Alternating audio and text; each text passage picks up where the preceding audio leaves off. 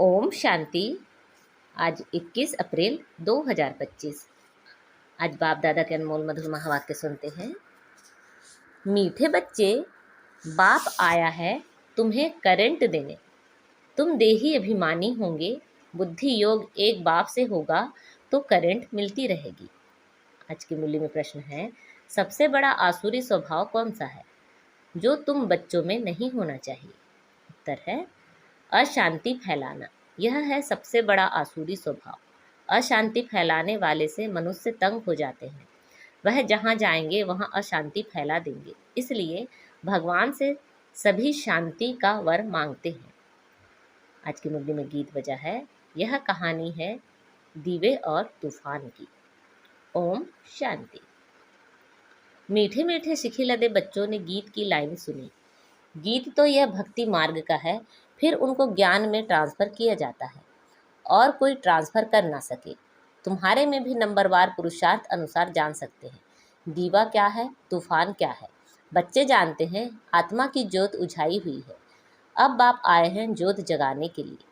कोई मरते हैं तो दीवा भी जलाते हैं, उसकी बड़ी खबरदारी रखते हैं। समझते हैं दीवा अगर बुझ गया तो आत्मा को अंधियारे से जाना पड़ेगा, इसलिए दीवा जलाते हैं।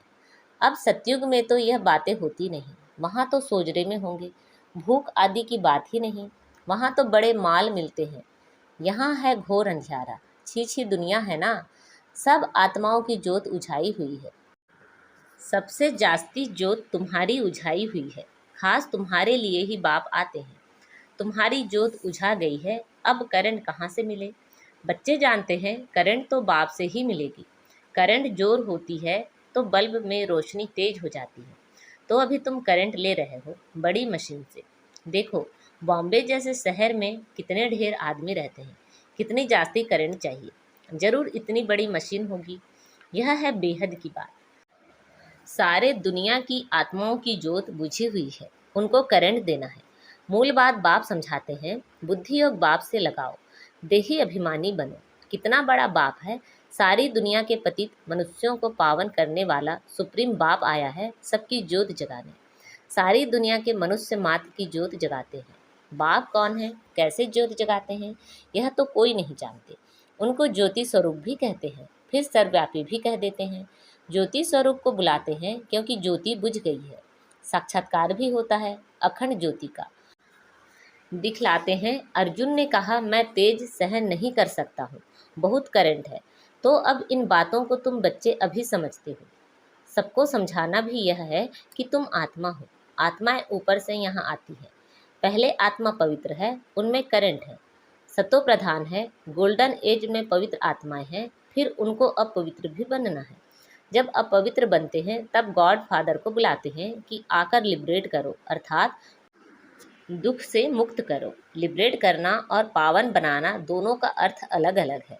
जरूर कोई से पतित बने हैं तब कहते हैं बाबा आओ, आकर लिबरेट भी करो, पावन भी बनाओ, यहाँ से शांति धाम ले चलो, शांति का वरदान दो। अब बाप ने समझाया है यहाँ शांत में तो रह नहीं सकते। शांति तो है ही शांति धाम में। सतयुग में एक धर्म एक राज्य है तो शांति रहती है, कोई हंगामा नहीं। यहाँ मनुष्य तंग होते हैं अशांति से। एक ही घर में कितना झगड़ा हो पड़ता है। समझो स्त्री पुरुष का झगड़ा है तो माँ बाप बच्चे भाई बहन आदि सब तंग हो पड़ते हैं। अशांति वाला मनुष्य जहाँ जाएगा अशांति ही फैलाएगा, क्योंकि आसुरी स्वभाव है ना। अभी तुम जानते हो सतयुग में सुखधाम, वहाँ सुख और शांति दोनों है, और वहाँ परम धाम में तो सिर्फ शांति है। उनको कहा जाता है स्वीट साइलेंस होम। मुक्तिधाम वालों को सिर्फ इतना ही समझाना होता है, तुमको मुक्ति चाहिए ना तो बाप को याद करो। मुक्ति के बाद जीवन मुक्ति जरूर है। पहले जीवन मुक्त होते हैं, फिर जीवन बंध में आते हैं। आधा आधा है ना। सतो प्रधान से फिर सतो रजो तमो में जरूर आना है। पिछाड़ी में जो एक आधा जन्म लिए आते होंगे वह क्या सुख दुख का अनुभव करते होंगे। तुम तो सारा अनुभव करते हो। तुम जानते हो इतने जन्म हम सुख में रहते हैं, फिर इतने जन्म दुख में आते हैं। फलाने फलाने धर्म नई दुनिया में आ नहीं सकते, उनका पार्ट ही बाद में है। भल नया खंड है उनके लिए, जैसे कि वह नई दुनिया है। जैसे बौद्धिक खंड क्रिश्चियन खंड नया हुआ ना, उनको भी सतो रजो तमो से पास करना है। झाड़ में भी ऐसे होता है ना। आहिस्ते आहिस्ते वृद्धि होती जाती है। पहले जो निकले वह नीचे ही रहते हैं। देखा है ना, नए नए पत्ते कैसे निकलते हैं। छोटे छोटे हरे पत्ते निकलते रहते हैं, फिर बौर फूल निकलता है। नया झाड़ बहुत छोटा है, नया बीज डाला जाता है। उनकी पूरी परवरिश नहीं होती तो सड़ जाता है। तुम भी पूरी परवरिश नहीं करते हो तो सड़ जाते हो। बाप आकर मनुष्य से देवता बनाते हैं, फिर उसमें नंबरवार बनते हैं। राजधानी स्थापन होती है ना, बहुत फेल हो पड़ते हैं। बच्चों की जैसी अवस्था है ऐसा प्यार बाप से मिलता है। कई बच्चों को बाहर से भी प्यार करना होता है। कोई कोई लिखते हैं, बाबा हम फैल हो गए हैं, पतित बन गए हैं। अब उनको कौन हाथ लगाएगा। वह बाप की दिल पर चढ़ नहीं सकते। पवित्र को ही बाबा वर्षा दे सकते हैं। पहले एक एक से पूरा समाचार पूछ पोता मेल लेते हैं। जैसी अवस्था वैसा प्यार।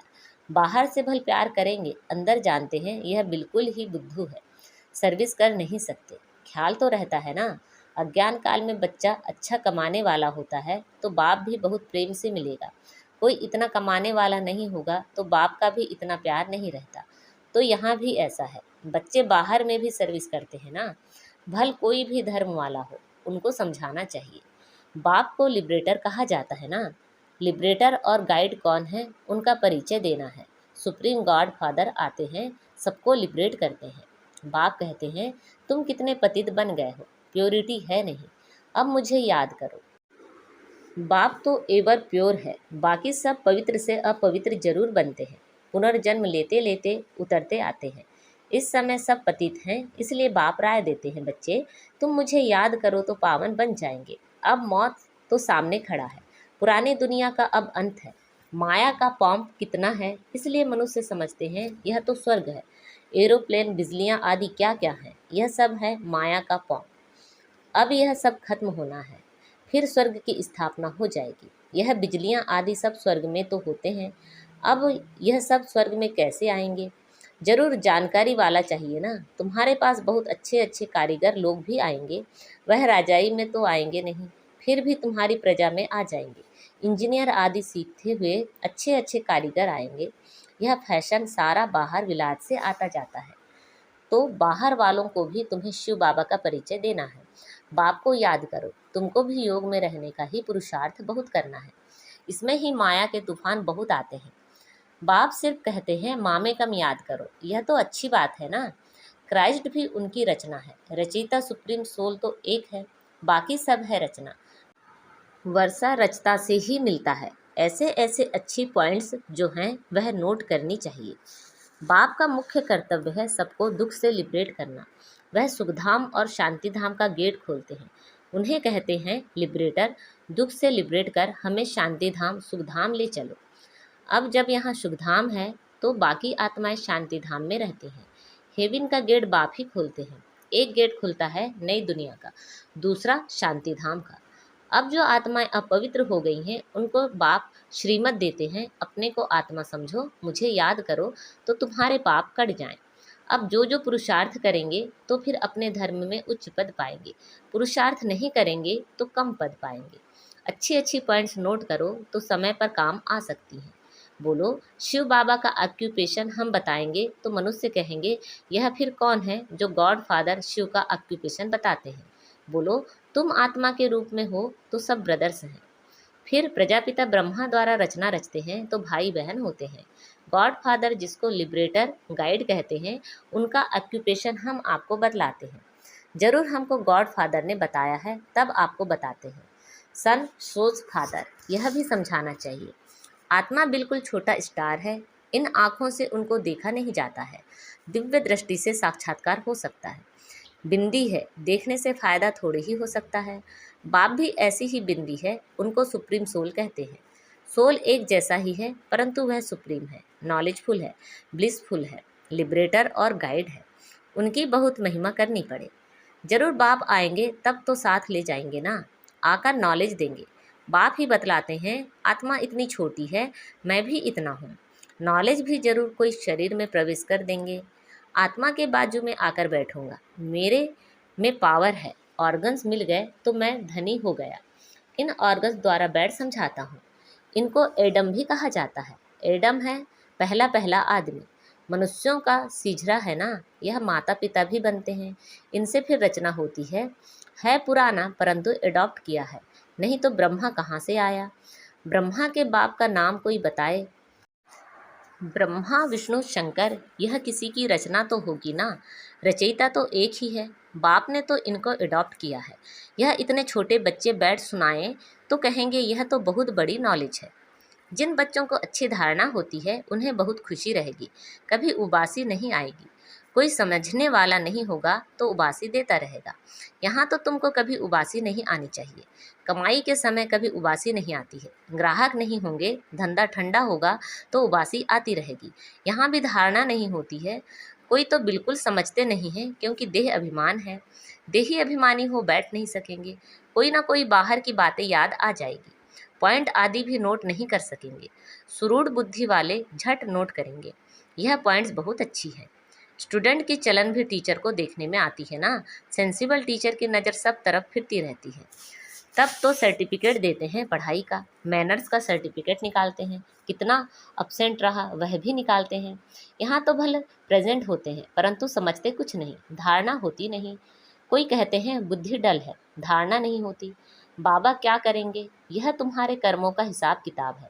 बाप तो तदबीर एक ही कराते हैं, तुम्हारी तकदीर में नहीं है तो क्या करेंगे। स्कूल में भी कोई पास कोई फेल होते हैं। यह है बेहद की पढ़ाई, जो बेहद का बाप पढ़ाते हैं। और धर्म वाले गीता की बात नहीं समझेंगे। नेशन देख समझाना पड़ता है। पहले पहले उच्च ते उच्च बाप का परिचय देना पड़ता है। वह कैसे लिबरेटर गाइड है। हेविल में यह विकार होते नहीं। इस समय इनको कहा जाता है शैतानी राज्य। पुरानी दुनिया है ना, इनको गोल्डन एज्ड नहीं कहेंगे। नई दुनिया थी, अब पुरानी हुई है। बच्चों में जिनको सर्विस का शौक है तो पॉइंट्स नोट करना चाहिए। अच्छा, मीठे मीठे से खिला दे बच्चों प्रति माता पिता बाप दादा का याद प्यार और गुड मॉर्निंग। रूहानी बाप की रूहानी बच्चों को नमस्ते। हम सब रूहानी बच्चों की रूहानी माता पिता बाप दादा को याद प्यार गुड मॉर्निंग और नमस्ते। आज की मुरली से धारणा के लिए मुख्य सार हैं। पढ़ाई में बहुत बहुत कमाई है, इसलिए कमाई खुशी खुशी से करना है। पढ़ते समय कभी उबासी आदि ना आए। बुद्धि योग इधर उधर ना भटके। पॉइंट्स नोट कर धारणा करते रहो। पवित्र बन बाप के दिल का प्यार पाने का अधिकारी बनना है। सर्विस में होशियार बनना है। अच्छी कमाई करनी है और करानी है। बाबा ने हमें वरदान दिया है, मरजीवा जन्म की स्मृति से सर्व कर्म बंधनों को समाप्त करने वाले कर्मयोगी भव। मरजीवा जन्म की स्मृति से सर्व कर्म बंधनों को समाप्त करने वाले कर्मयोगी भव। यह मरजीवा दिव्य जन्म कर्म बंधनी जन्म नहीं, यह कर्मयोगी जन्म है। इस अलौकिक दिव्य जन्म में ब्राह्मण आत्मा स्वतंत्र है, ना कि परतंत्र। यह देह लोन में मिली हुई है। सारे विश्व की सेवा के लिए पुराने शरीरों में बाप शक्ति भरकर चला रहे हैं। जिम्मेवारी बाप की है, ना कि आपकी। बाप ने डायरेक्शन दिया है कि कर्म करो, आप स्वतंत्र हो। चलाने वाला चला रहा है। इसी विशेष धारणा से कर्म बंधनों को समाप्त कर कर्मयोगी बनो। आज का स्लोगन है, समय की समीपता का फाउंडेशन है बेहद की वैराग्य वृत्ति। समय की समीपता का फाउंडेशन है बेहद की वैराग्य वृत्ति। अच्छा, अव्यक्त इशारे। कंबाइंड रूप की स्मृति से सदा विजयी बनो। जितना जितना याद में रहेंगे उतना अनुभव करेंगे कि मैं अकेला नहीं, लेकिन बाप दादा सदा साथ है। कोई भी समस्या सामने आए तो यही स्मृति रहे कि मैं कंबाइंड हूँ, तो घबराएंगे नहीं। कंबाइंड रूप की स्मृति से कोई भी मुश्किल कार्य सहज हो जाएगा। अपने सब बोझ बाप के ऊपर रख स्वयं हल्के हो जाओ तो सदा अपने को खुश नसीब अनुभव करेंगे और फरिश्ते के समान नाचते रहेंगे। अच्छा, ओम शांति।